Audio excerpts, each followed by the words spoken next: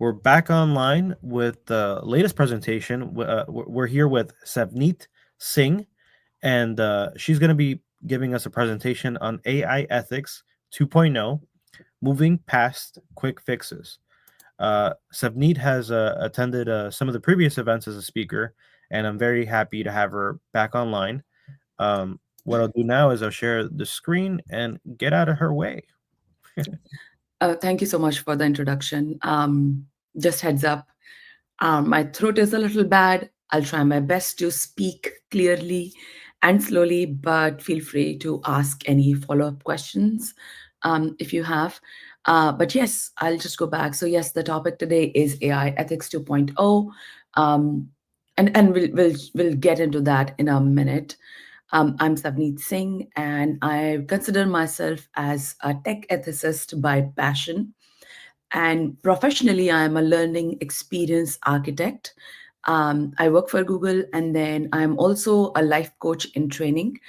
I also wanted to share a disclaimer. The information that I share here today is my personal opinion and does not represent my organization. Moving along here, so this is, a gist of what we will be talking about today. um, and I like to call it tech, rather, AI ethics 2.0, because, we will be diving into the next territory of ethics, tech ethics. So you may be hearing things around, ethics and how how is AI changing our world. And then, there are some tricky challenges, right? So the way we are approaching them currently just can't handle because it's too complex and tricky. And I want to acknowledge that, we have made progress, like in several ways, in several areas, but we are still seeing issues with biases, inaccuracies, unfair outcomes, and such that, right? So it's time. So basically, the point that I'll bring home is that it's time to level up our game and develop a more comprehensive approach to AI ethics.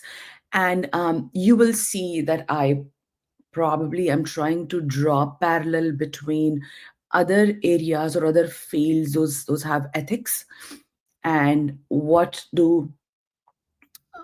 is it looking like in terms of artificial intelligence or emerging technologies, right? So I'll try to draw that parallel in a subtle way. But you probably might want to ask, I mean, well, what's wrong? What is not working, right? So what is the big deal here? Well, I mean, artificial intelligence or AI isn't just a cool tech toy, like, a small toy robot. It's not that. It's much more than that. It's actually making, and that's again my perception, it's actually making some of the societal problems worse. But I also want to emphasize that it's a powerful tool.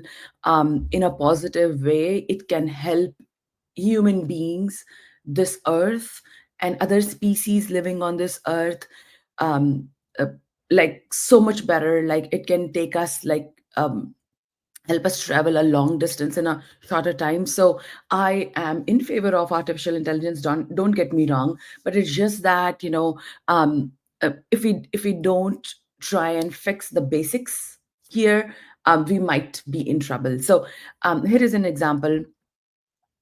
Back in 2019, just an example, right? I can have more examples, but I'll just stick to this one. Back in 2019, um, a healthcare algorithm in US that was biased against Black patients, right? So thinking that, so this model thought that Black patients are healthier than they are. And that wasn't just the glitch in the system, it was a major problem. And you can imagine this kind of problem can lead to somebody's, life. It can put somebody's life in danger. So it's like that big of a problem. So now, why aren't the fixes that we're working on are working, right?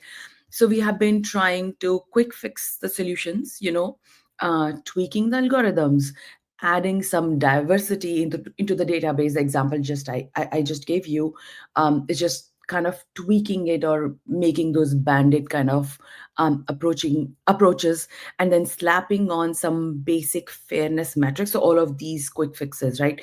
But here's the thing. It's like putting a band-aid, right, on a broken bone. I mean, sure, it could help, it could do something, but the real problem is still here, right? Which is like more underneath.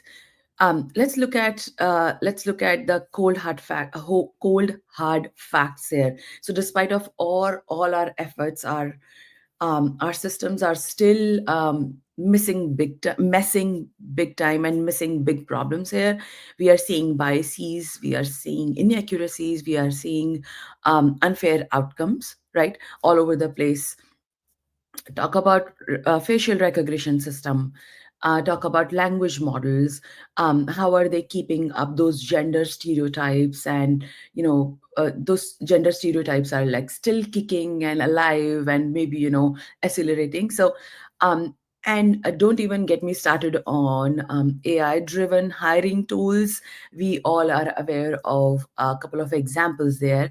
So we are definitely missing out something, right? So because these things are coming back to us, it's just these problems are not just technical hiccups, they are ethical failures that are hurting real people in real time. So one of the other things that we screwed up, or it's like I would like you know it's just trying to use ethical frameworks from other fields like the medicine, right, bioethics, from other fields and just forcing them onto AI. I mean, sure, these frameworks have good things, good points, but then they were not meant for the world of AI.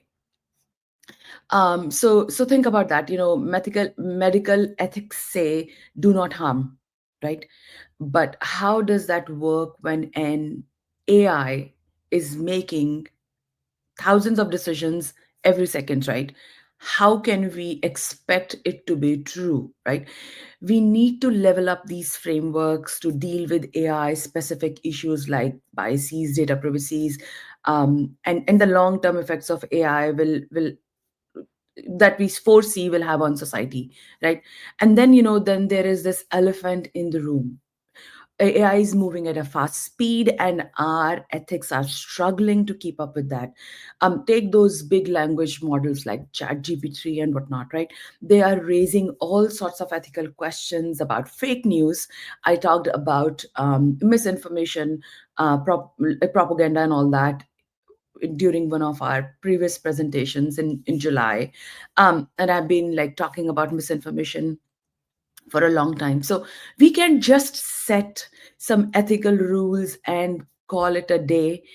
We need to keep reassessing and readapting our AI um, morals and ethics around it as it evolves, right? So that's the basic gist of what I will be talking about today. So then you might want to ask, what are the limitations? So why do you think that it's whatever we are doing is not the right approach? So I would just highlight three things here, like real quickly, and then talk in detail as we move to the next slide. So number one is definitely contextual misapplication of ethical solutions. I just touched that on that briefly. So we are taking ethical solutions, those worked in other fields, in other areas, and forcing them into AI without really thinking it through. It's like trying to use hammer for every job when you might need a screwdriver, right? So that's the number one point. Second point is insufficient tools. um, so now the tools that we are again borrowing are not here to fix everything in relation to AI, right? So those solutions are those we are borrowing are too simple, and sometimes the tools and applications using AI become too complex. So I'll give another tool example since we are talking about tools. So it's like trying to fix a smartphone, a broken smartphone with a wrench, it's definitely not going to work. So wrong tool, right? And the third point is ethical mismanagement. Oh, sorry, misalignment. So misalignment in terms of, we are honestly speaking two different languages: the language of ethics and the language of technology. So there is a big gap, and things are getting lost when we are trying to translate one into another. So I'll just take us to the next screen, which talks about contextual misapplication. I really like to talk about it. So when we try to address, like I mentioned, try to address these ethical issues in AI, we often make a mistake of applying solutions those worked in one domain to the entirely different scenarios. It's like one size fit all kind of situation where we are oversimplifying the complexities of AI ethics. So get this, like, it also ignores the unique challenges of each context, like each thing that AI brings up. We are oversimplifying and at the same time ignoring the complexity, right? So let's just break this down further. So number A, like uh, what I just sort of stated here: oversimplification of complex issues. Ethical dilemmas are really straightforward. And ethical dilemmas for AI, like applications, AI applications, is really straightforward. It's not that trolley problem, right? It's not that this. It's just much more complex than that. It's multifaceted and deeply tied into a specific context, right, in which technology operates. Some of the frameworks that we are trying to utilize, they oversimplify the solution, so they just can't help in one sense. So here's an example. So fairness metrics like demographic parity often conflict with each other. So if we try to ensure fairness for one group, might unintentionally disadvantage other. And the second point here is like missing domain specific deliberation. So what does that mean?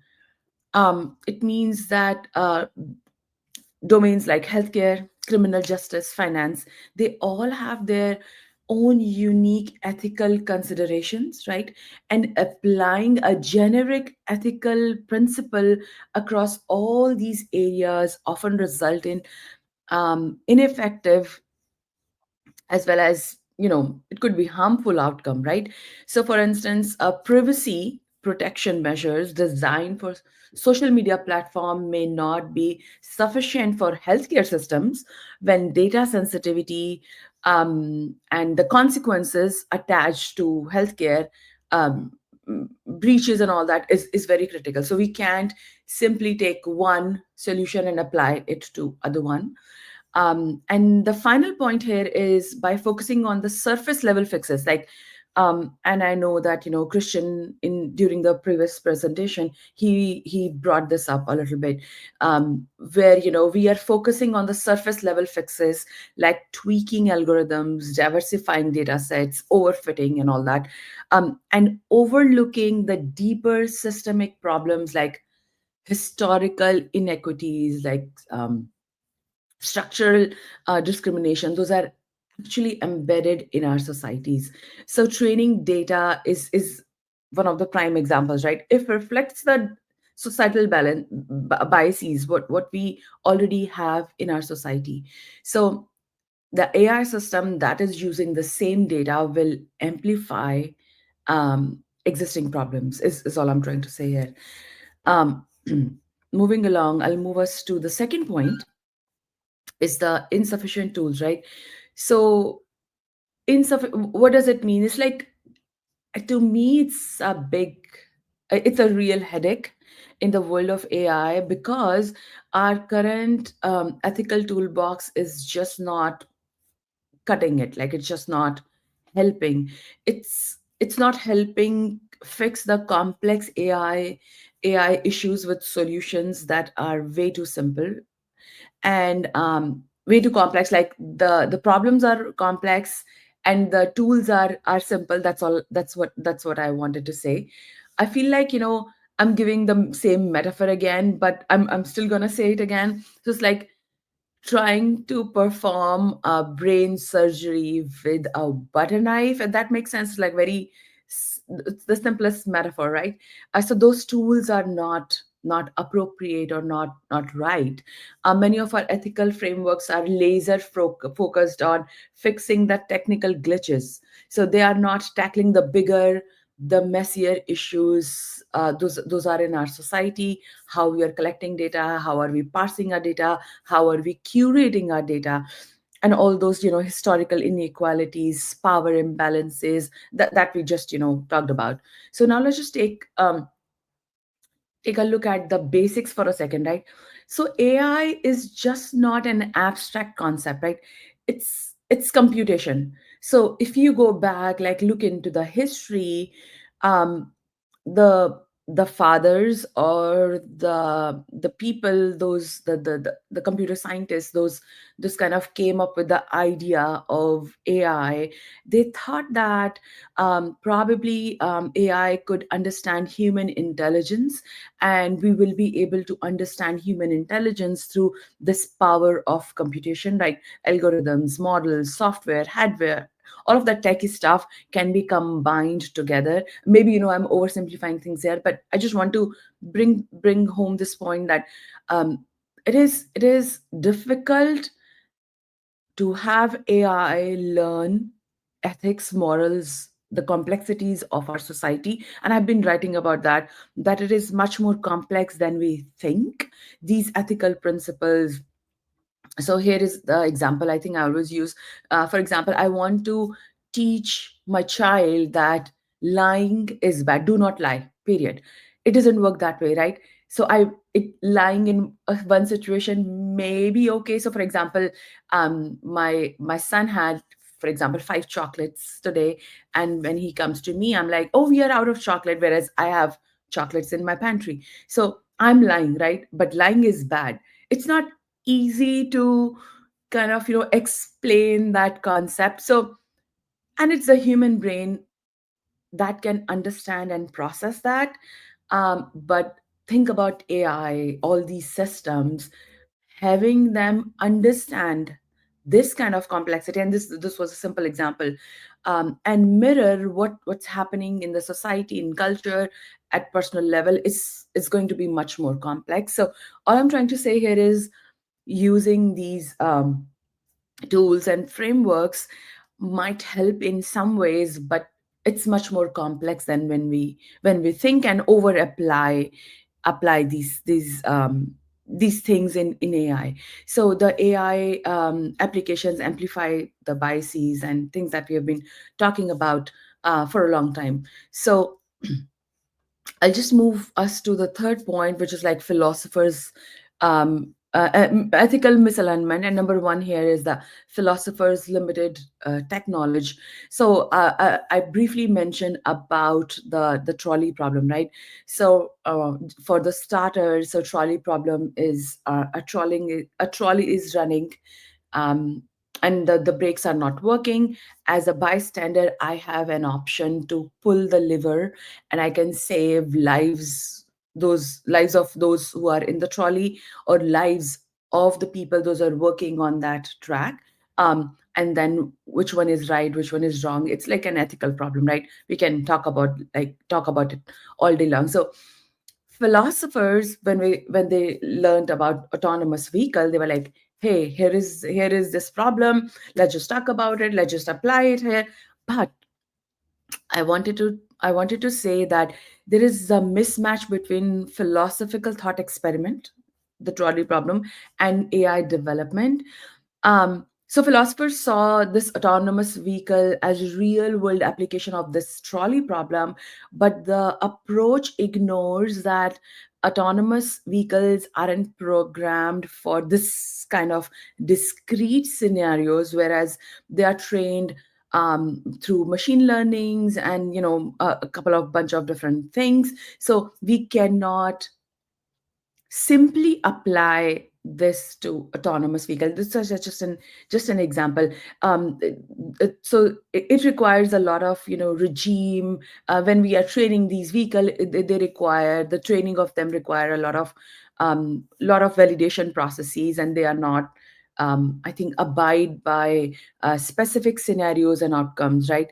And then also the philosophers limited technology. So we have, like I said, we have technologists and we have philosophers, and then there is a gap. So philosophers, most of the times, they don't, not applicable to everybody, but many times they don't have in-depth knowledge of technology. So that disconnect leads to the abstract solutions. Those fail when applied to real world AI problems, right?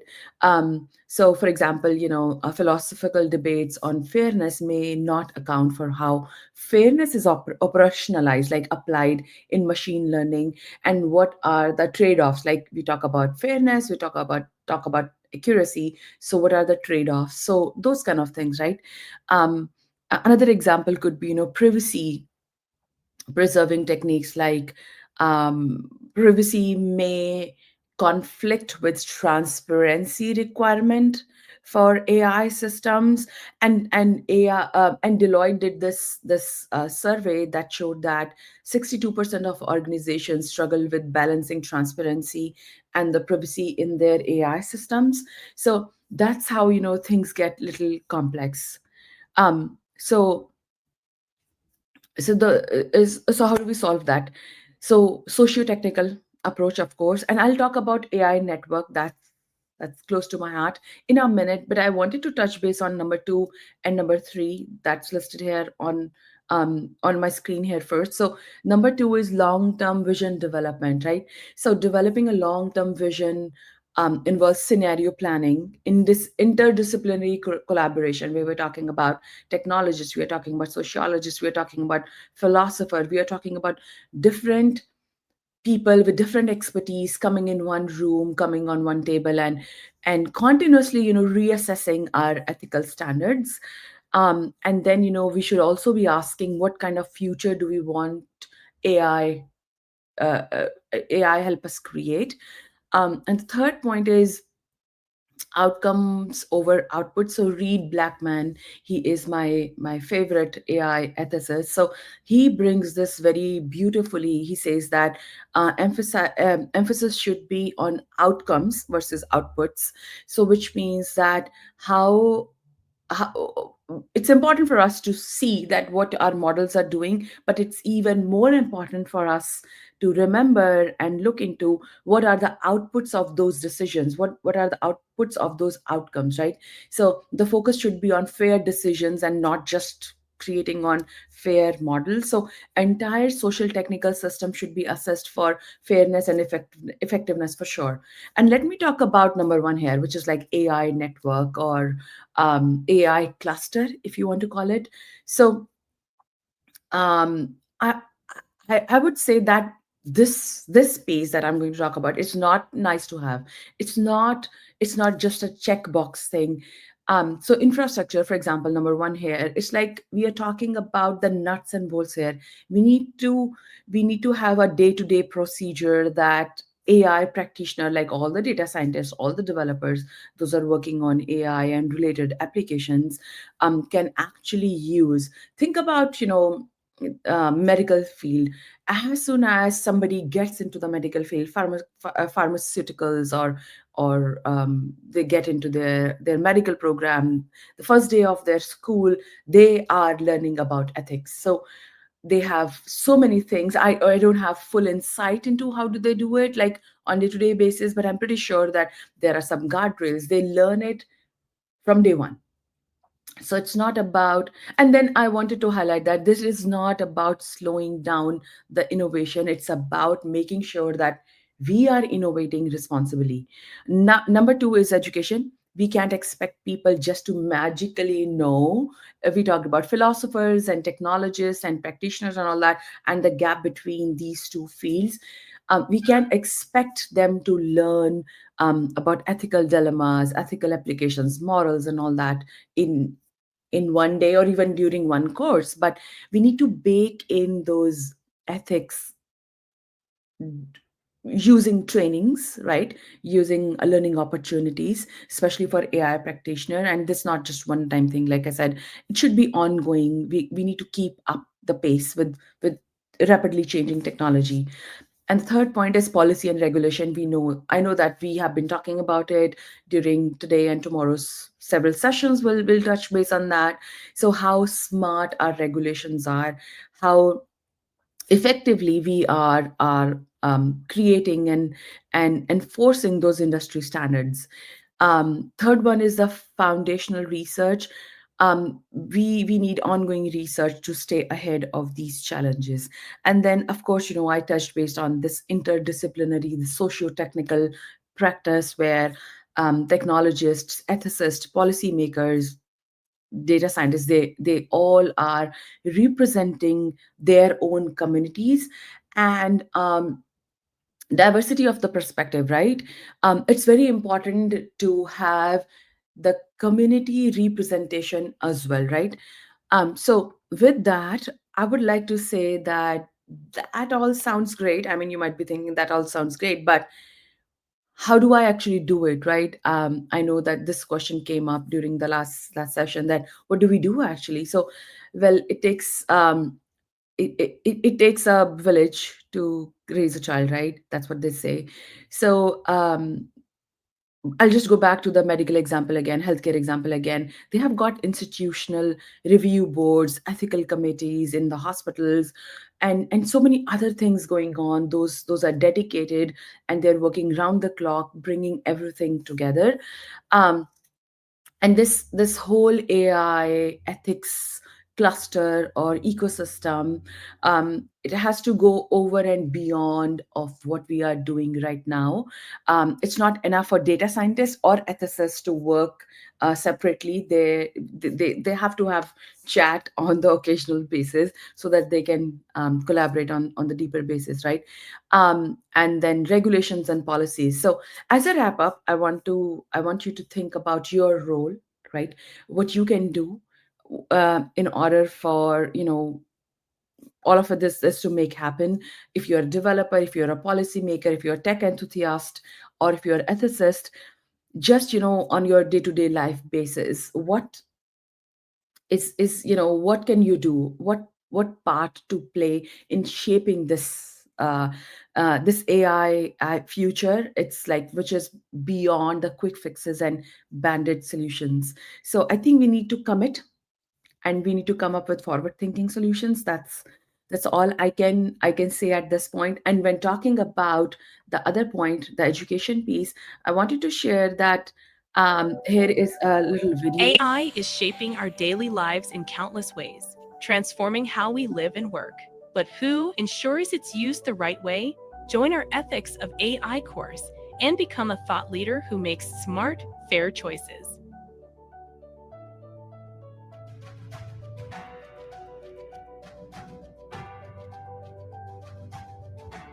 Build a strong foundation in AI ethics. Learn to protect privacy, ensure fairness, and keep AI safe for everyone. Shape tomorrow's technology with integrity today.